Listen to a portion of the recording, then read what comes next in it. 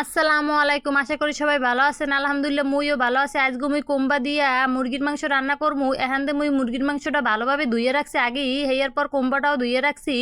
এখন কাঁচামরিচ পেঁয়াজ এলাচটা ভালোভাবে তেলের মধ্যে টালমু, হেয়ার পর রসুন বাটা আদা বাটা ভালোভাবে দিয়ে ভাজা ভাজা করমু। তারপর ভাজা ভাজা যখন হইয়া যাইবে একটু হলুদের গুঁড়া, মরিচের গুঁড়া, লবণ, পানি দিয়ে একবার ভালোভাবে কষামু। হেয়ার পর জিরা বাটা দিয়ে দিমু। আসলে এরমের করে মোরা মাঝে মধ্যে তরকারি রান্না খাই, মোর কাছে তো ভীষণ ভালো লাগে।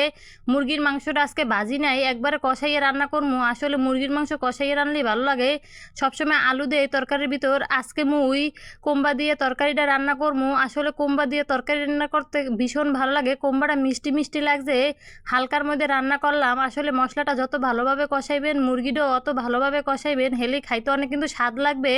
তারপর মুই এখান থেকে কষাইয়া ভালোভাবে পানি দিয়ে দিছি সেদ্ধ হওয়ার জন্য। এই দেখুন পানি দেওয়ার পর ঢাকনা দিয়ে ঢাইকে দিছি। আসলে এরমের করে মাঝে মধ্যে বাসায় রান্না করে খাইতে কিন্তু ভীষণ ভালো লাগে। মধ্যে আলুর সাথে যে কোনো সবজি ভালো লাগে। এই মুরগির মাংসের